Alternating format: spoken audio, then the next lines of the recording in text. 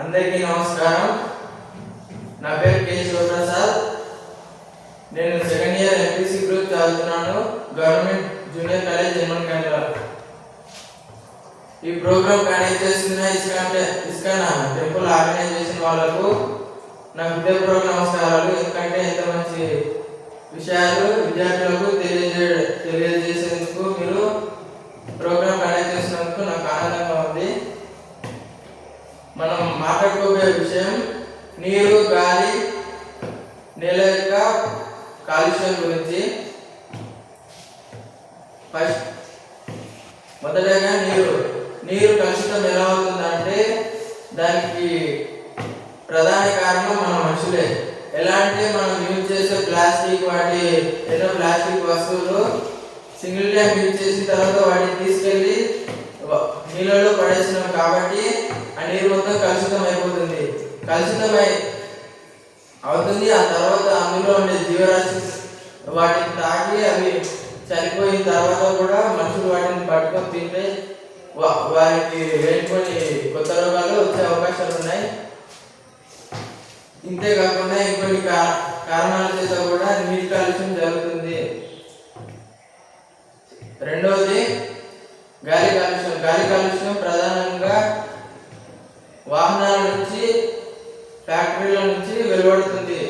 ఎలా అంటే ఫ్యాక్టరీలలో ఏదైనా తయారు చేసే క్రమంలో గాలిలోకి పొగ వంటి విషవాయువులను విడుదల చేస్తారు. వాహనాల నుంచి వచ్చే కార్బన్ డైఆక్సైడ్ వంటి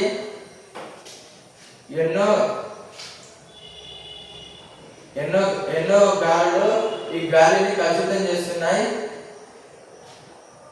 చేస్తున్నాయి. దానివల్ల కొన్ని పెద్ద పట్టణాలు, ఢిల్లీ వంటి మహానగరాలు మొత్తం కాలుష్యానికి గురయ్యాయి. ఇలా జరగకుండా ఉండాలంటే మనం ఎలక్ట్రిక్ వాహనాలను వాడాలి, ఫ్యాక్టరీలను తగ్గించాలి, చెట్లను పెంచాలి. మూడవది నేల కాలుష్యం ఎలా జరుగుతుందంటే ఇది ప్లాస్టిక్ నేలలో ఎక్కడ పడితే అక్కడ వదిలేయడం వల్ల అది నేలపై కరగదు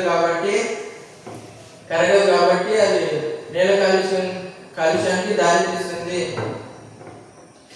ఇలా అసలు చేయకూడదు. ఎందుకంటే నేల సారం ఒకసారి పోతే మళ్ళీ తిరిగి రావడం కష్టం. రెండవది రైతు పంట పండించేప్పుడు దానికి పాతకాలంలో అయితే సేంద్రియ వ్యవసాయం చేసేవాళ్ళు, కానీ ఇప్పుడు రసాయనాలు వాడతారు. కాబట్టి రసాయనాలు ఒక 2-3 పంటలు బాగా వస్తాయి, కానీ 4వ పంట కల్లా దిగుబడి మొత్తం తగ్గిపోతుంది. ఎందుకంటే సారం తగ్గిపోతుంది. కాబట్టి రసాయనాలు వాడకూడదు, సేంద్రియ వ్యవసాయం చేయాలి. అట్లా చేస్తేనే ఈ నేల నాణ్యత తగ్గిపోకుండా ఉంటుంది. ఇంతటితో నాకు